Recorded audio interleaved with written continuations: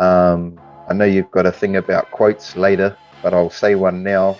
I actually shared it with the tāne that I taught this morning at Mauri Movement, was to be the man you want your son to be and your daughter to marry. And that means being the man in front of your son, even when you're not talking to him, and even when you're not in front of him, to be honest, is to be that man that you want him to be. And it really does clarify what you need to do with your life. Tahi rua toru wha tihei Mauri ora. No mai hara mai, and welcome to the Chur Maori podcast, the podcast where we interview Maori people in business, share their stories, and help inspire other Maori people to get out there, be a boss, and get ahead in life. Enough korero, let's start the show. Chur. Kia ora e te whānau, no mai hara mai, and welcome to the podcast, Chur Maori podcast, where we interview Māoris in business and share their thoughts and their journey through business so you guys can get shortcuts on your business journeys. And today I'm privileged to have a fellow entrepreneur with us at the moment. We have a lot in relationship with, like, in regards to fitness, exercise, Māoritanga, and all those things here. So I'm proud to bring on Brett Nugent onto the show. He's has his own movement class called Grassroots Movement, and the way this fella can move is pretty awesome. I've seen him. If you haven't seen his live videos that he posts on Facebook, go check him out. There's a lot of them, and I'm just happy to have him on the show here to talk about all things Māori, business, life, and everything. So kia ora, bro. Welcome to the show. Introduce yourself. Tell us where you're from, iwi, hapu, all that good stuff. Sure. Kia ora, bro. Kia ora, bro. That's quite an intro. Thanks, my man. Well, I grew up in Palmerston North, so North Pāmutana, Manawa Tuahau. My life in Palmy was from the ages of 0 to 26, so I spent my youth there, my childhood years, and into my younger adult years. And I decided at the age of 26 years old in 1999 to come to Australia. Followed my best friends that had pretty much split from Palmy quite a few years prior, and I found myself to be the last one of the crew that was still in Palmerston North. And I thought it was time to actually catch up and see what the rest of the world had to offer.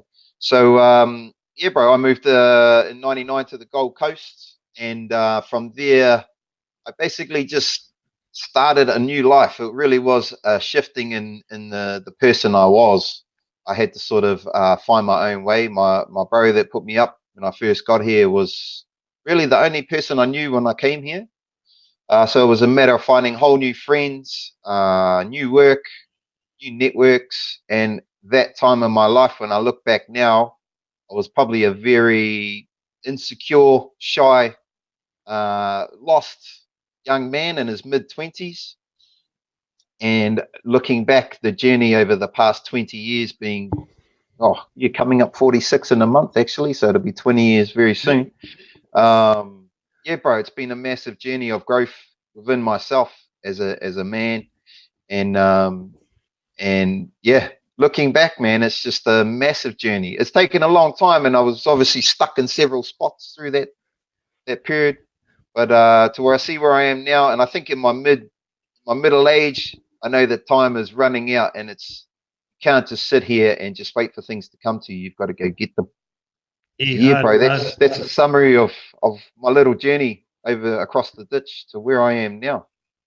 Yeah, wicked, bro. So what was the initial thing that got you to move from Palmy to Australia?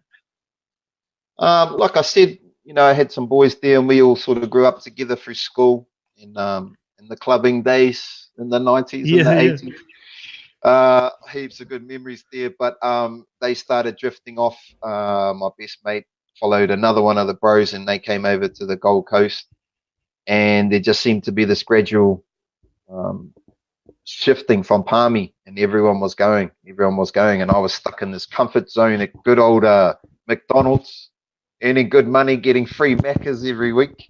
Hey. Yeah, bro. I was there for 10 years, actually, 10, 11 years, from school right through to my mid-20s. But I was very active. I was doing sports 6 nights a week. So I was playing touch, playing indoor netball, kickboxing, soccer, all those sorts of things, bro. The things that we do back home to keep ourselves moving. But it was that cycle of earn a paycheck, spend a paycheck, week to week, never saving, and just never really having goals. Just getting by, bro, just getting by. And then when I saw my friends setting their goals and then moving overseas, it's like, man, what am I doing? I'm just stuck in this rut. And then I finally started putting money together and then just made the big move across at 26 years old. And then I really did feel like my life started all over again. I had to find all those new friends, find mahi.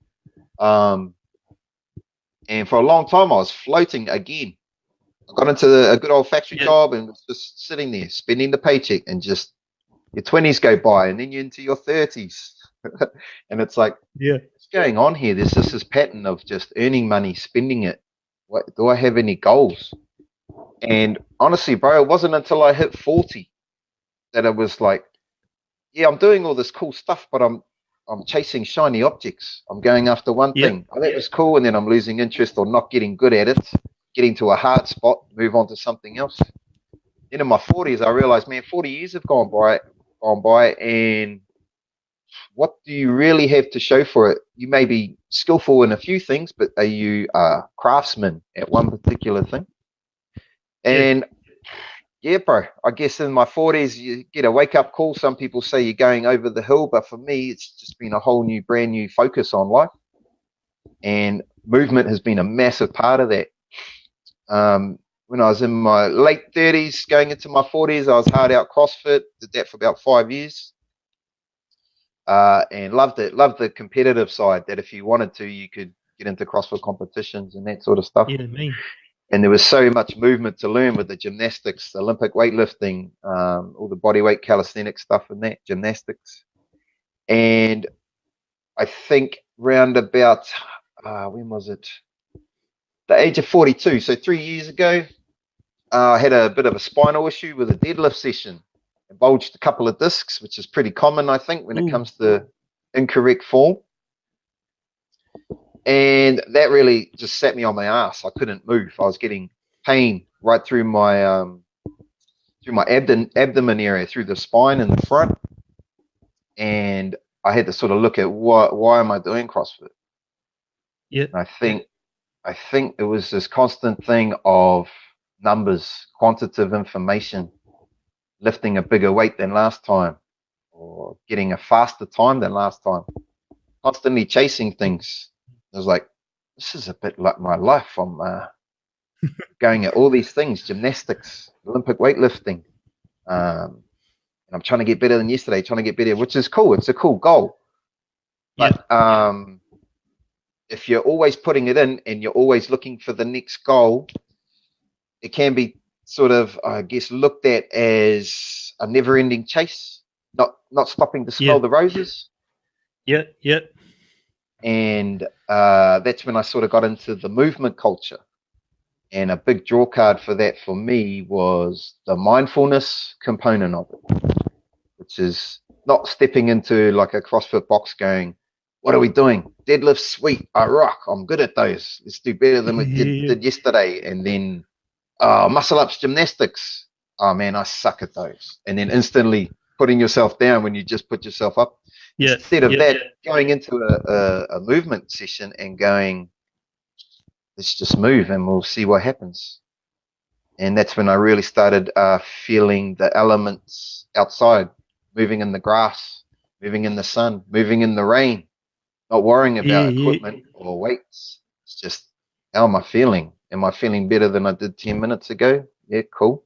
Keep going with it. And then just did that for a couple of years and got into the animal movement stuff, just exploring movement. And then I'm finding over the past few years, I'm moving my body better than probably when I was 10 years old, finding new ways to get inverted and then roll and then just create this center of gravity that you can manipulate around. And the body is an amazing tool, bro. We don't need any other equipment. Once you can tap into using all of these joints and muscles, it's quite an ongoing experiment. And I'm enjoying it, bro. It's in my 40s, and now I want to take that to teach other people that you can just move. You don't have to have a timer or a weight that you need to live by. And then that's when Mauri movement came along this year. Just happened to pop into my life. Yeah. Yeah, bro. I'm not sure what the question was, but hopefully it's all good, bro. We just roll with it. But yeah, no, that's awesome. And I think I can relate to sort of coming with a personal training background as well. And I always loved the thought of doing CrossFit, but I with my shoulder injuries, I knew there was a lot of exercises that I couldn't do because of my joint mobility in my shoulders, like overhead squats and all that kind of stuff. And kind of staying away from those exercises. And then the other thing I noticed is that, yes, a lot of people do get injured like doing CrossFit because of the chasing the numbers and the times. And as you get tired and your form starts dropping off as you fatigue, that's when you're prone to picking up an injury. And right. I think it's like, for me, already having an injury, I couldn't put myself into that position, so I sort of just, did the CrossFit sort of exercises, the one that I could stick to, but most of them were kind of the safer ones where you're not doing like overhead squats and all that type of stuff. But yeah, bro. Scaling. It's a wicked way of exercising. And then, with watching you, with the grassroots movements and the body type movements, it's kind of the same as like parkour, like you see those guys, just running around doing all that kind of stuff. It's like beautiful to watch. Yeah, and, bro. They've found a way to manipulate their bodies through space and then adapt that to the environment, and it's next level movement, bro. I don't know if I'll quite get into parkour. Like, I've got bone on bone in my right knee, osteoarthritis. But I'm just happy with just exploring movement on the spot at the moment, and there's plenty there to feed off from. But it's really carried over into my life. I try to move well at work. It's given me awareness of my posture. When I play with my kids, I'm using movement then. So even like if I'm playing with my little daughter's toy kitchen, and we're down at her level, and that's what I love being, is down at the kid's level, only 3 feet up from the ground, whatever. And switching from hip mobility exercise to hip mobility exercise while I'm putting a doll from here to over here, and then grabbing a toy and putting it up here, and I'm doing all this hip mobility stuff that I know is an investment in good joint mobility for when I'm 50, 60, 70, 80 years old. And you see people in their 40s now that can't even sit on the ground without putting their hands on the ground. You can't distribute your weight without putting your hand on the ground. And that becomes normal. It's like no one asks you to do it, so you just don't use that mobility. And then that leads to less mobility and leads to less mobility. Then you end up in mobility scooters and frames, and because no one's asking you to, you've got to ask that of yourself. So bro, it's not just for getting fit. You can turn up the intensity like that. I can do animal movements, boom, boom, boom, a lot like the zoo exercise sort of thing. Yeah. But there's definitely a space to slow things down and go through movements slowly, just sitting down and standing up without using your hands. That's awesome manipulation or articulation of the hip bones and the thigh bones. That's where everything is. It's in the core, bro. And I think we need to maintain that stuff.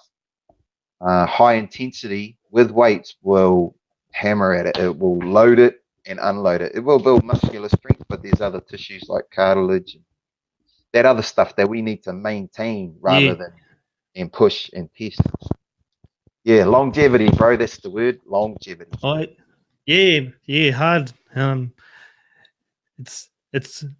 becomes key as you soon you sort of start getting older, like Even with Yes, me, I'm in like 35 and stuff now, but you know, I find that if I sort of do some like dynamic type of warm-ups and stuff like that before I do any exercise, I just don't have any pains, like mainly on my shoulder joints. That's where I used to get pain, but as soon as I started like you know, doing these dynamic warm-ups, it didn't matter what I did sort of after that, I'd never get pain. But I know if I miss those little warm-ups, and I go and do a workout, then I pay for it and then I go, oh, you know, I miss those doing those little movements, yeah, and bro. they are so important, and I think people neglect that. So it's good for us to highlight that. But so now, how did that from learning all the movement? How did you transition into starting like grassroots movement? So I got my Cert 3 and 4 in fitness about 4 years ago while I was still in the mining industry. I was in the mines for 9 years as a exploration driller. And I sort of felt that it was coming to a close. You know, I had a couple of kids turn up, and being away was no good for them. It was certainly no good for me. So I knew I was either going to quit or something was going to happen to get me back to a home job. So I started to study for Cert 3 and 4 in fitness and did a lot of my study when I was away at work. And that worked really well. Eventually got graduated. And then it's probably a good, I don't know, year or two where I was still doing the CrossFit and playing around with the animal movement stuff. I did some boot camp stuff with some friends, which was more your high intensity, you know, battle ropes, kettlebells, med balls, and that type of thing, which was the norm, and it was what I was used to. But as I kept sort of drifting towards animal movements and then had my spinal injury, I sort of looked around the entire fitness industry in the Gold Coast and saw no one was like slowing things down, you know, not like quite yoga, which is really connecting your breath with your body movements and centering on yourself, which is awesome, which I try to bring a bit of that into my stuff, but still a little bit of intensity if you want to, but really getting knowledge about how your body should be moving in a healthy way. And animal movements cover a lot of different motor patterns where you're figuring out where my hands and feet have to go to move forward in a coordinated fashion.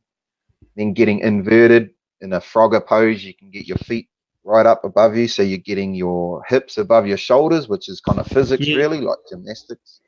But then taking all those movements and having an underlying sense of playtime. Like we used to, you meet up with a bro and it was like, bro, let's chuck the ball around or play tag or play on the fort. It was just play. Play. And I'm trying to, I guess, get that across to people that you don't have to end up in a sweaty mess on the floor to say, that was a good workout. You can turn up and figure out how to sit down on the floor and stand up without using your hands. That is something you can take for the rest of your life.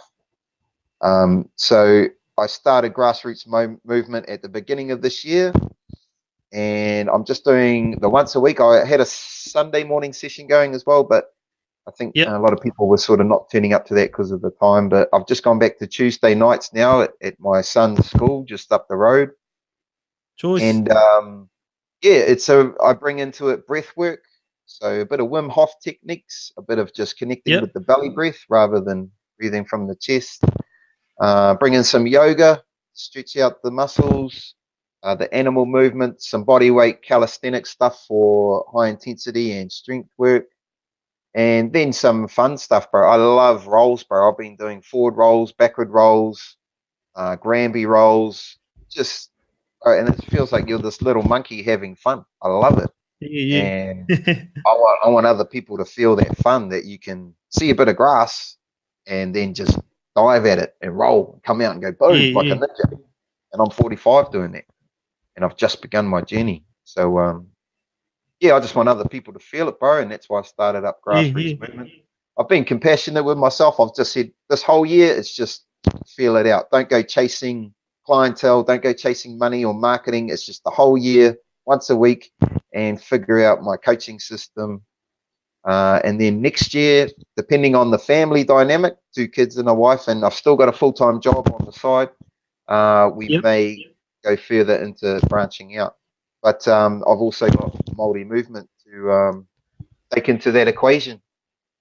Yeah, choice. So you fellas had a Maori movement session this morning. How was that? Yeah, good, bro. Really good. So this is after going to the practitioners wānanga a few weeks ago in New Zealand with bees and kura.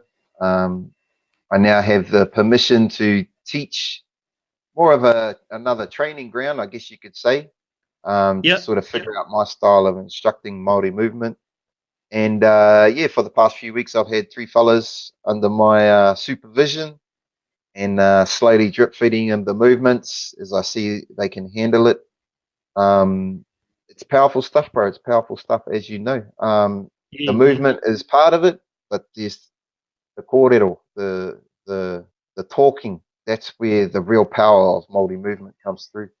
But yeah, that's choice. So like, I know you sort of only sort of just, you know, feeling your way through, you know, the grassroots movement, integrating Maori movement into your business. Was there any sort of low points that you've had through your life that's kind of could, you know, they could have knocked you back a little bit, and just maybe for some advice for people to get through those hard times? Have you had any of those? Yeah, bro, for sure. For me, it was 2015, January 2015. I just graduated, actually. I got my Cert 3 and 4. And I had an unfortunate, unlucky incident with facial paralysis on my left side. So on the left side of my face, it basically only has partial movement. So I can't lift this lip. My eye, it actually closes when I smile. So it's a condition called Bell's palsy, and this happened 2015 when I went to a water park with my son and my wife, and she was heavily pregnant. A week later, my daughter was born. My mum was over from New Zealand, and I basically just got water stuck in my ear from this water park. And it was on Saturday morning, and then that afternoon started getting some major headaches and migraines. And I think my wife had some labor pains, so we had to take her to the hospital. We're like, oh, here's this baby. But that wasn't the case. And then we came back later that night, and I got a doctor to come around and had a look. Basically got some ear drops, some antibacterial things. So I put those in for the next 2-3 days. Migraines sort of got worse, the nerve pain, and then they died off. And then I think on the Tuesday I woke up and I was having a bowl of Weet-Bix and the milk was running down the corner of my mouth. I was like, what's going on? So my face was asleep. And then it didn't sort of clear up. And then I went to the doctor that day and found out I had this condition called Bell's palsy. So whatever this bug was in the water attacked my facial nerve. So you have a nerve that comes out of the brain through the skull through here and then branches off to all the muscles. And it basically destroyed it, ate away at it. And when it healed, some of those nerves sort of rewired back and made incorrect connections. So this was the first time I've heard of Bell's palsy. Massive low in self-confidence. I basically didn't want to go outside. My face at that stage was completely dropped. All these muscles had just dropped. So, yeah, it was and it still is today, bro. It's still something where I wake up and brush my teeth and I see the face that I didn't have for 42 years. It's a lot better than what it was, but I still have lost function on some of the parts. But yeah, I guess, bro, that really tested my mana. It was all about me standing up to be who I am as a person, not what I look like. And it turned the magnifying glass on to me is, do I do that with others? Do I judge them by their appearance? And I like to think that I have a good perspective where I don't judge people by, you know, if they're in a wheelchair, if they have some sort of handicap. But here I was judging myself. So that has been a long, arduous self journey, and it still continues to this day. And that really hindered me standing up in front of people to instruct for fitness. Yeah. It was a confidence thing. So business wise, I guess you could say when there are those hardships that aren't even business related, and you've got to look at yourself as a person, you got to take out the gems. So what has this taught me? This little condition I have, and it's taught me to stand up to show people who I am. It's maybe a wonky eye, but I have lots of gifts to share with you. Yeah. In my years of fitness, and my years of being married, as my years of being a father, 30 years of work, I have knowledge that can help you with your life, and I can take that to the rangatahi, to our youth. I can give you a head start. Yeah, bro, that was probably my biggest sort of crash and burn, I guess, for chasing my personal trainer dreams or fitness instructor dreams. Yeah, true. And yeah, bro, it's just something where you've got to establish your values, your morals, use those as fuel to push on. Yeah, wicked, bro. Yeah, no, you like that's funny you say that, eh? Because looking at you, I wouldn't have never ever thought that would have been, you know, part of your history. Like, so, nah, bro, that's something that's really hard to take away, especially like being in front of people a lot of the time. You know, they can really knock the confidence back, but you know, to get through that, that's awesome. So what are you most proud of so far to date? With my business side of things?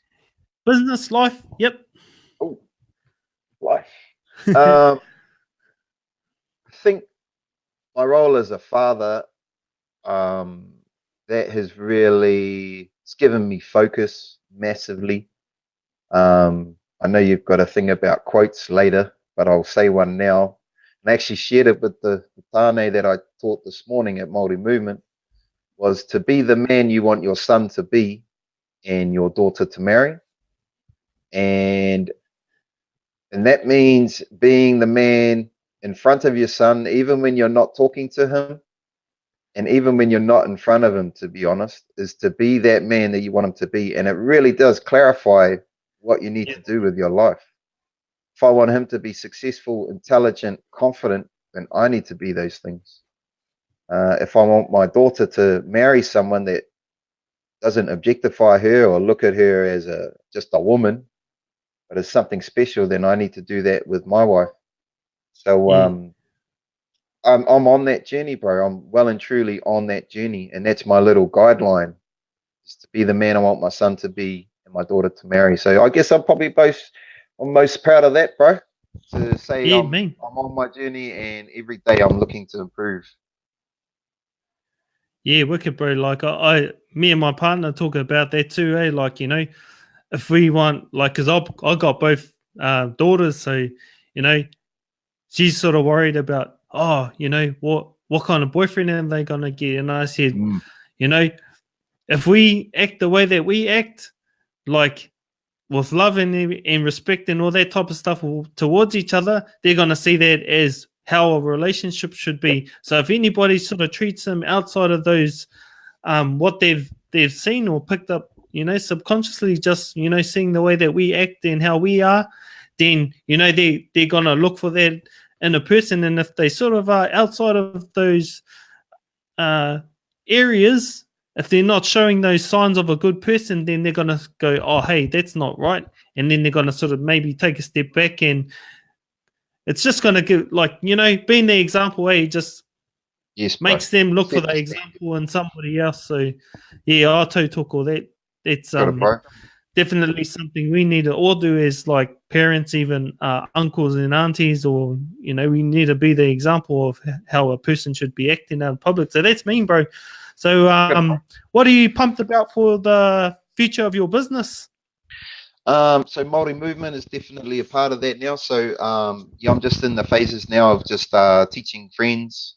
Probably be expanding numbers soon.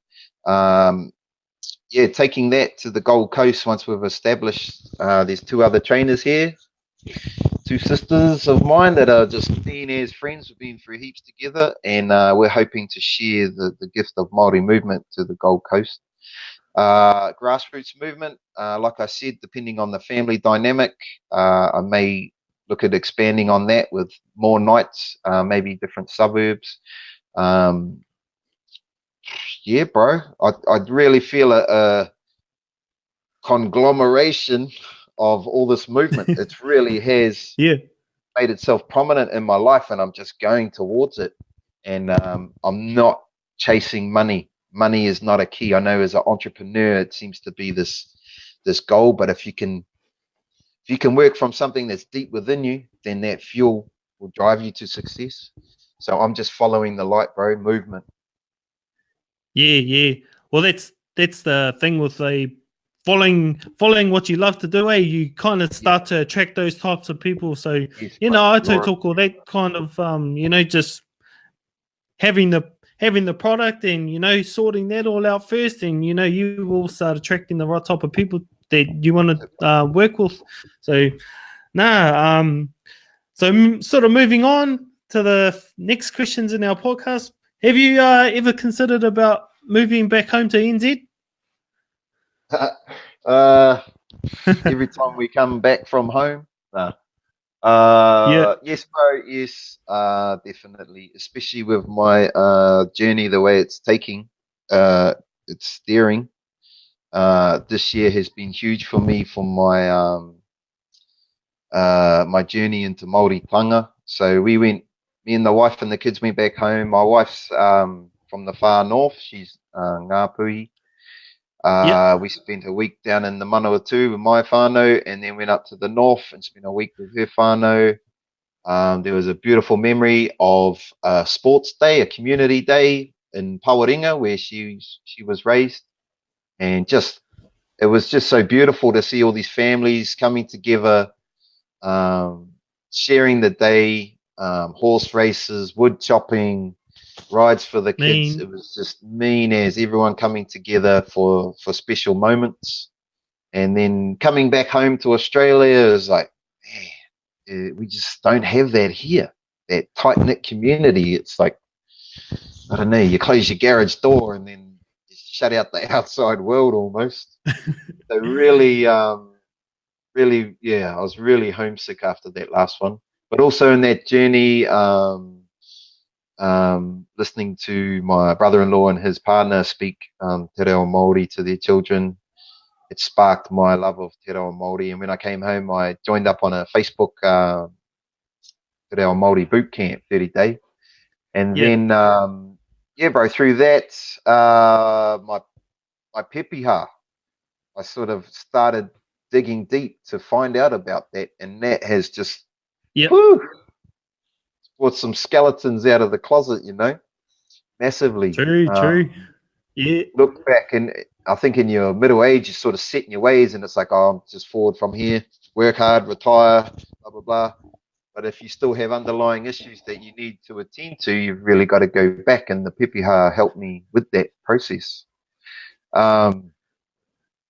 So I guess, and then Maori movement came along after that. I guess with the way things are looking, there seems to be a bit of a shift, as in Aotearoa is coming here to me.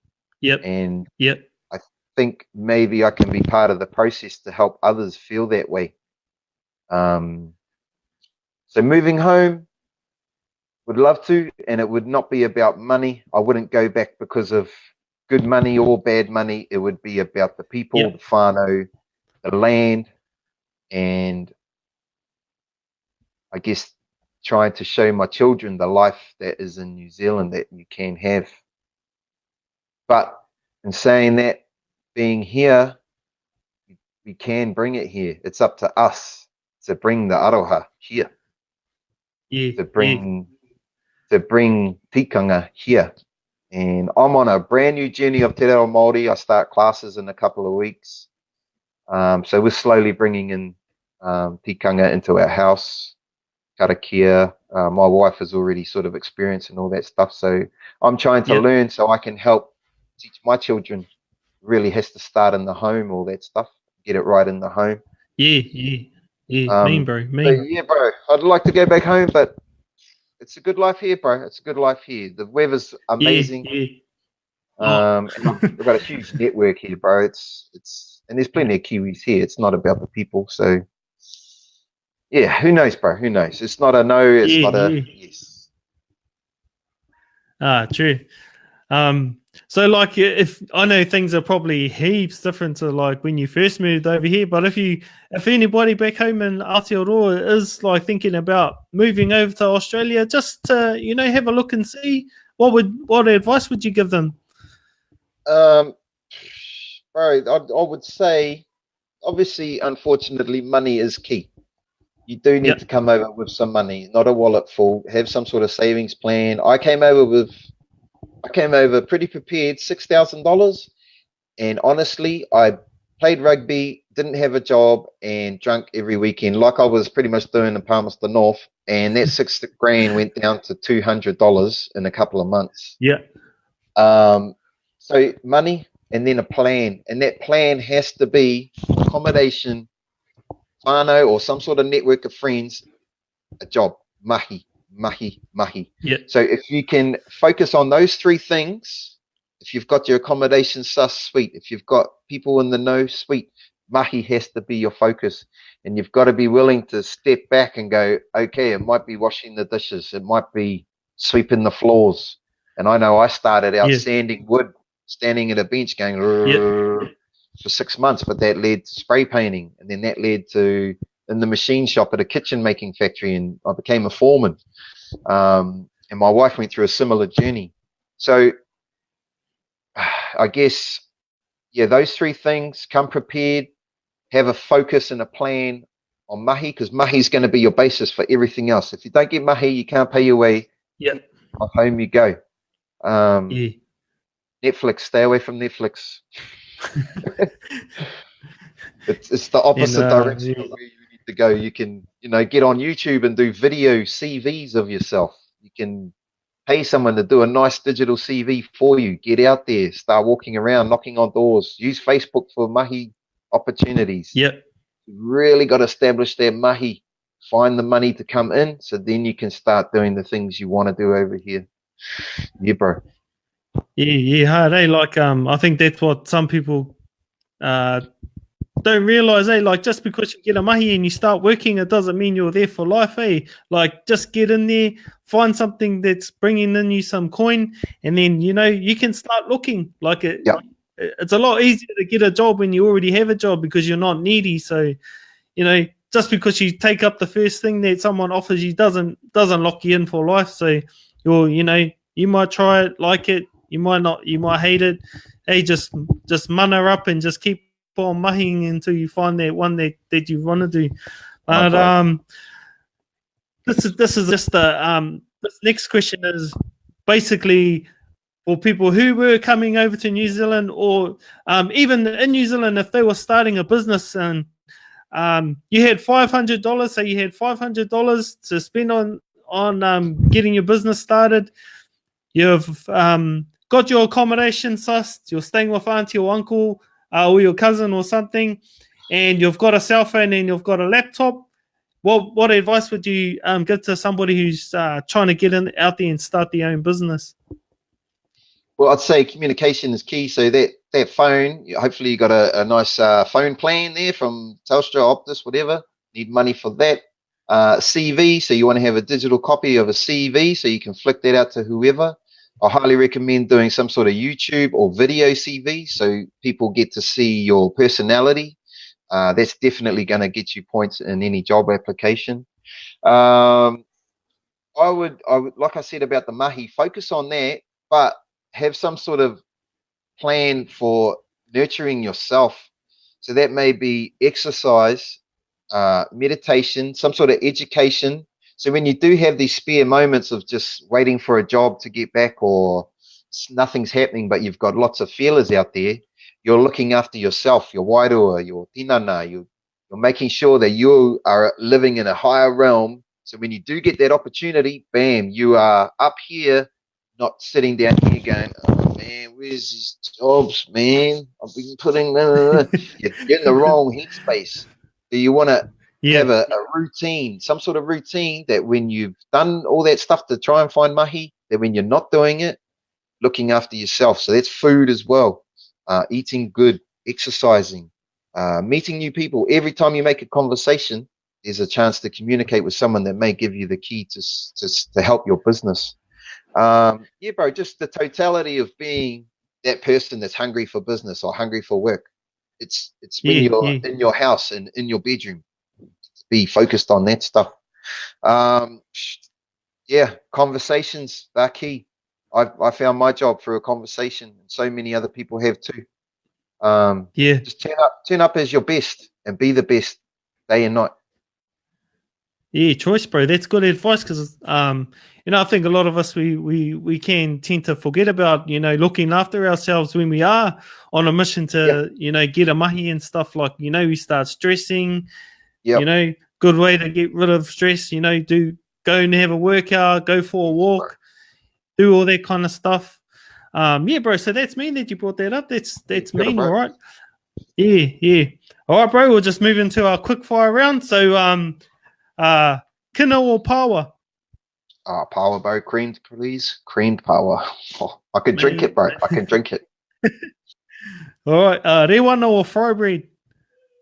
Fry bread to mop up all the cream from the power. Swan dry or gumboots? Bro, I'm on the Goldie, so gumboots. Gumboots, eh? Haka or waiata? Bro, I love waiata, man. Just all the different emotional levels you can hit with waiata. It's just it's a thing of beauty. So waiata for me. Yeah, mean, bro. Beers or spirits or something else? I'm definitely not a spirit man anymore. I know that just slows me down for a day or two. Beers, even that, I'm sort of having maybe a beer with my dinner. So I would say beers, bro. But if I really wanted to sort of have something to quench my thirst, a protein smoothie. Cheer. All about the gains, eh, bro? Gains, bro. Can't be losing my protein levels. Hey. Wicked, bro. Queensland or New South Wales? Queensland, brother. Queensland, brother, all day. Cheer. Mean. Choice, bro. So we're just going to move into our te reo section of the podcast. Do you have a favorite whakatauki or quote that you would like to share? Yeah, bro. When I spoke about my Bell's palsy before and was very closed into the world for a while there, and even probably 2 to 3 years later, I heard a whakatauki. Yeah, so their whakatauki was to whitia te hopo, face the fear and do it anyway. So when I had my Bell's palsy and was slowly sort of, okay, this is how I am now. When something scared me, like, oh no, I have to stand up and say something, I'll see my Bell's palsy. It was go to it, see what happens. And then with any other fear, it's like all those little anxiety voices that kick in and say, I don't know, bro, go to it. It kind of reminds me of a quote I heard that was, it was actually a parkour fella that used this quote. Oh, yeah, it was, the obstacle in your way is the way. And I was like, that is awesome. That's the same as tu whitia te hopo. Where you see something that's like, I don't know about that. Go to it, because that will forever be a blockage to you.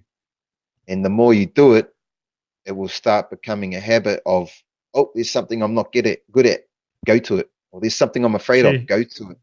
So that's something you got to breed into your subconscious, and hopefully that comes through in your character, I guess. A second one, bro. This one, I think I mentioned it before. Be the man you want your son to be and daughter to marry. That pretty much clears up any confusion in your head of what you need to do with your daily life. Yeah, bro. Mean. Yeah. Choice, bro. Those are mean as.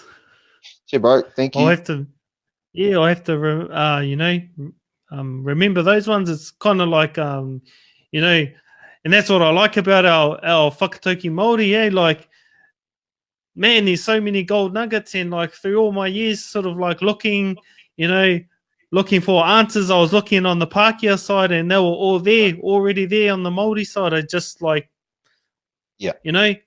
didn't Oh, open bro, my eyes and see it, but oh ancient wisdom that applies today, and even more so with all the distractions going on in our heads. It's just simple, and you can make it simple or you can make it hard. yeah, true, bro. Mean. The next question, bro, is basically about Te Reo Māori, and I know there's a lot of people that on social media and the news are saying that Te Reo Māori is dead, and uh, what's your thoughts on that korero, bro? And what's your journey through Te Reo at the moment? Yeah, so like I said before, this year's been a huge leap towards learning Te Reo Māori for me. In the circles that I am in, I see a massive resurgence of interest in it, not only to learn it, but to find out the whakapapa behind the words, behind the kupu. And Yeah, it's amazing, the stories, the depth behind certain kupu. It's just it's a whole nother level of language. So for me this year, I did my 30-day boot camp, which really gave me some good framework. And in 2 weeks, I start classes here on the Gold Coast with Te Kākano. So that'll be a weekly session that I go to. And also another program that I've been made available to is Tākina, which is another program gifted to us at the Māori Movement Wānanga by Moana Roa. So yeah, bro, and I've also got the Māori Made Easy book by Scotty Morrison. Again, yeah. I've got a lot of things going on, and I may have to dwindle down to one, which I think will be Te Kākano when I go to the classes, because it's interactive, face to face. But yeah, bro, I just feel this constant pull to the language to just learn more. And if I look back to where I was Christmas last year, I've accelerated massive amounts. I know there's a curiosity, a love of it, because when I was 12 years old, I have a fond memory of at school helping this fella to learn a whai korero. He had to perform in front of there were 3 classrooms, so 100 kids. We were invited to a marae in Palmerston North Teachers College, and I was helping him out. I wasn't going to do it. And then he just got really nervous. He couldn't understand it. And he suggested to the teacher that I do it. And I somehow ended up performing this whai korero in front of 100 school kids to the marae at Teachers College in Palmerston North. And that was probably one of the most proudest moments of my life as a kid that I can remember. So I guess I'm listening to myself, that little inner child, and he's saying, yeah, go back here. So 45 years old, I'm now listening to that voice, and I'm charging hard. Joyce, bro, and that's all it's all about, It's just making a start and just slowly doing it every single day, or week to week, wherever you can squeeze in some time. Because myself, going through kohanga reo, and went through primary school a little bit, but listening to my koro do whai korero and all the other koros out there in the marae doing the whai korero, I can understand more than I can actually speak. So for me, it's going back to reading primary school or kohanga reo level books, but you do whatever it takes to sort of get you back up there. And I got the Scotty Morrison book as well too. So wicked. Do you have a favorite Maori idol or figure you look up to growing up or as an adult today? Oh, Ease and Kura from the Maori movement. Wānanga. Yeah, no, they've been a big influence in my life this year, and what they're doing for Maori culture is amazing. And I think the true gifts of their work are yet to evolve. I think it's going to be huge. So big up to Bees and Kura. But bro, looking back in the day, was Billy T. James for me, bro. It was just the man. The Billy T. James show was just the hearty laugh for the whole whānau to watch. We all sat in the lounge cracking up, and then you just took it to school all the scenes, you Yeah. relived them, and then Billy T. James' whole persona pretty much carried over to everyone you knew. It was just that cheeky laugh, and it's me. It's me. Hey. Classic, eh? For bro. the young ones that don't know who Billy T. James is, go look him up on YouTube. You'll find some hard case Maori humor there. Wicked, bro. So, what's your favorite food from back home? Oh man, being the fitness and healthy guy that I'm trying to be, all my food selections are not healthy. I'm pretty sure for every birthday that I was living under my mother and father's roof, Mum would make me a pavlova for my birthday. So yeah, I was raised on pavlova. I love it. I love it. I love it. Yeah, my sweet tooth is probably going to be Homemade, bro. Yeah, bro, homemade for Sheezy, the big old crusty Homemade crust. all the way, eh? Yeah. Don't run around the house. Don't slam the doors while the pav's in the oven. What else? Custard squares, bro, with the chocolate topping, the chocolate icing back home. I miss those. They don't have them over here. I can't find them. Fish and chips, bro. Fish and chips. Yeah, and cream power and fry bread, bro. Fry bread is none of it is good for you, bro, but it's so good. Oh yeah. That cream pie, eh? Can't beat that. You got to be quick when you know that's on the table, eh? Yeah. If you're not there, you miss the boat. Yeah, bro. True, bro. So, what's your favorite? Do you have a favorite film or TV show from back home? It's a TV show with Billy T. James show. That was it was a staple there in our house. Movies like Once the Warriors was a powerful movie that really just went. It was like a sledgehammer to the face. It was just showing a side of life maybe in New Zealand that we're not proud of, but it really had a lot of undertow behind it that really sort of, I think, taught a lot of New Zealanders about Maori culture. Another one was a bit of a sentimental one for me, Whale Rider.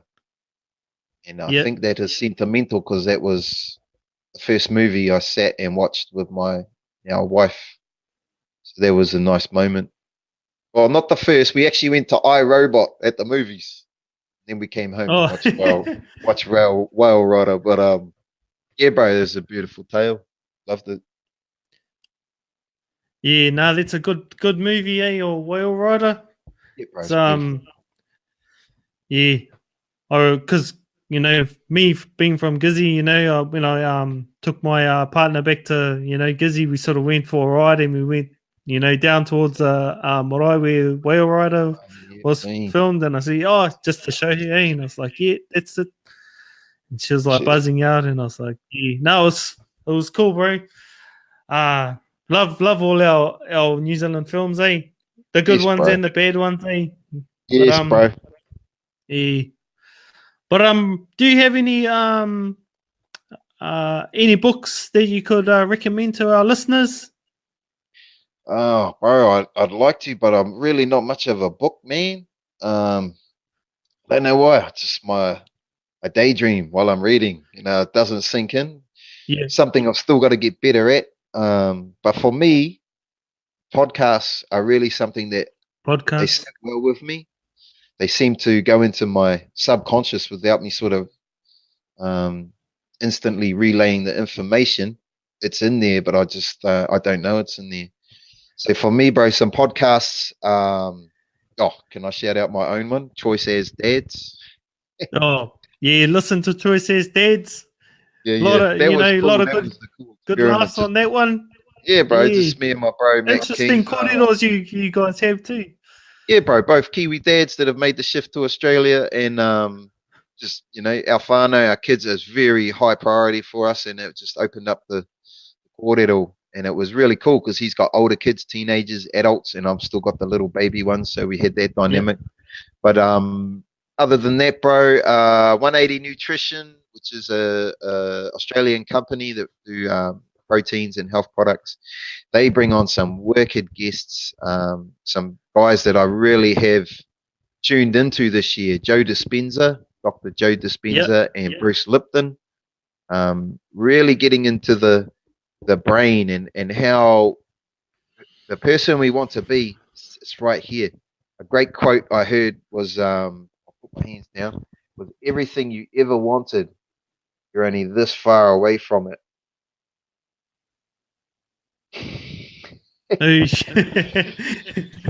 I love that. If you're And, listening to the podcast, you'll have to go and watch the Facebook video or the YouTube video.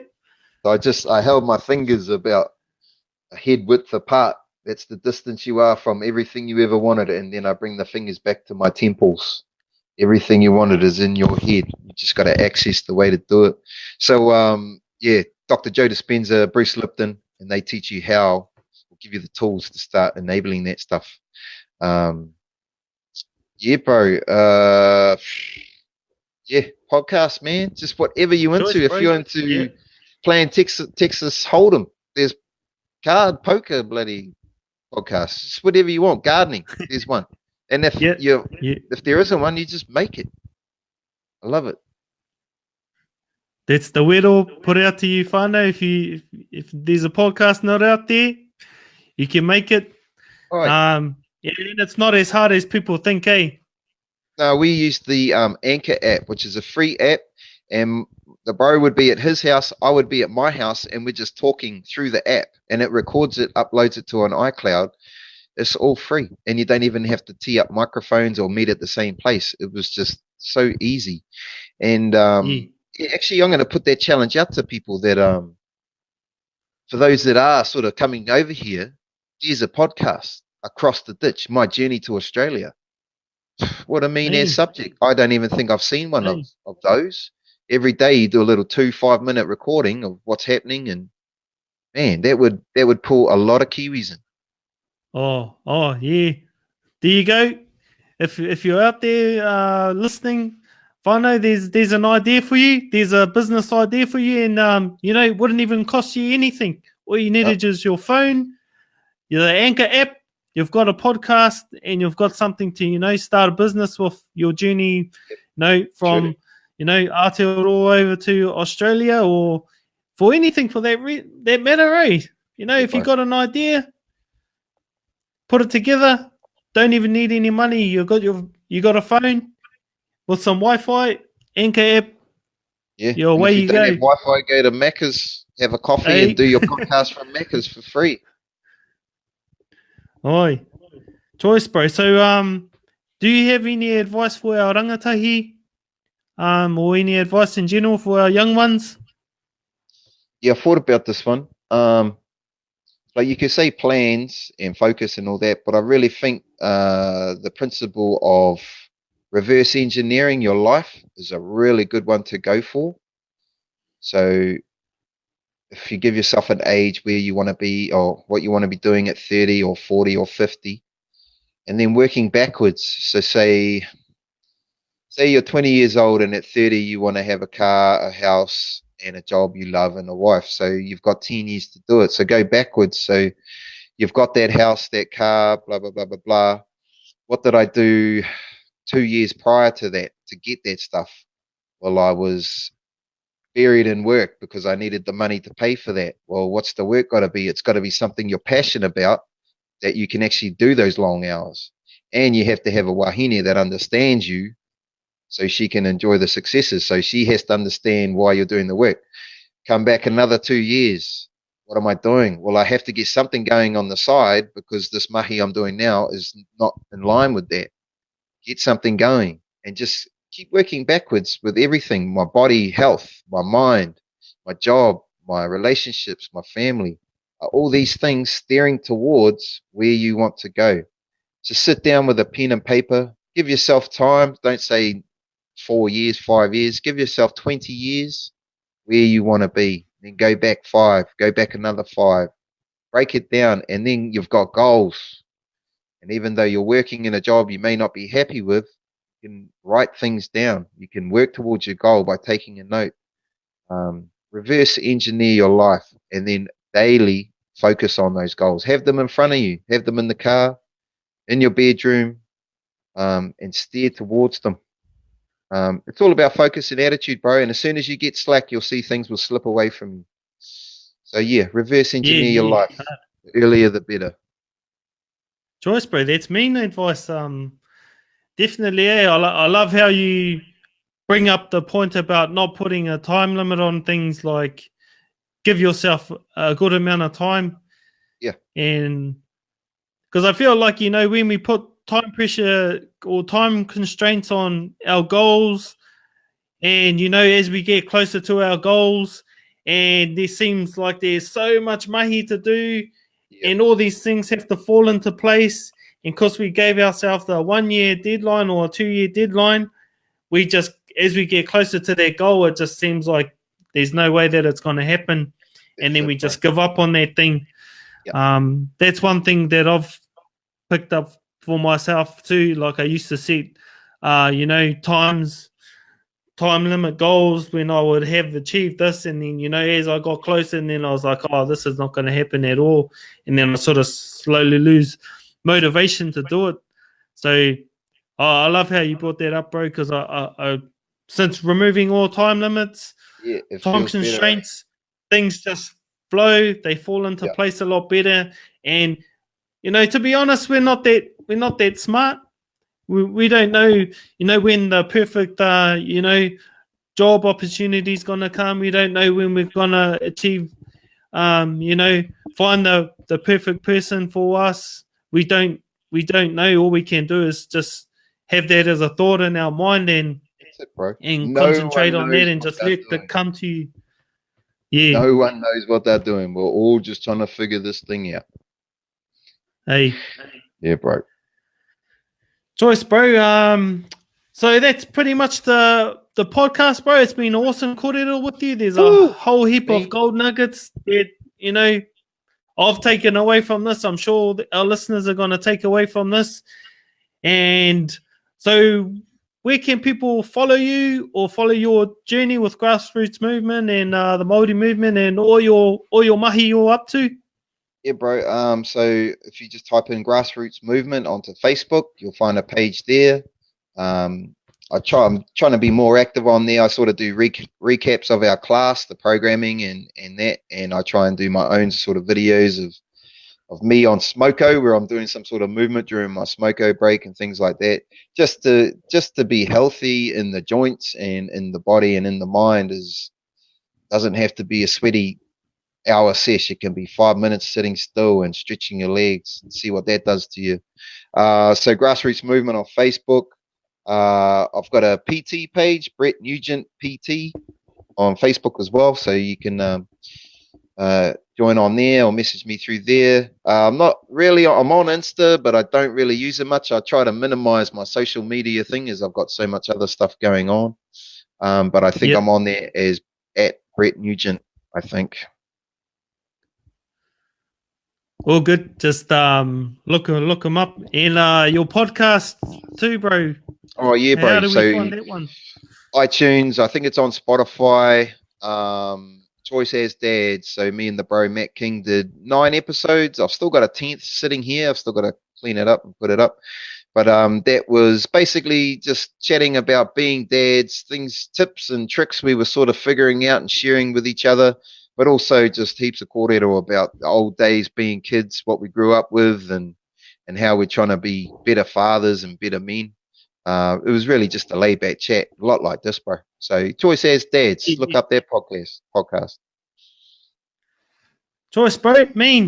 Thanks for coming on the podcast again. And whānau, that's a wrap for our podcast. So make sure you go follow Brett over on his Facebook and go have a listen to Choice as Dad podcast. And that's it.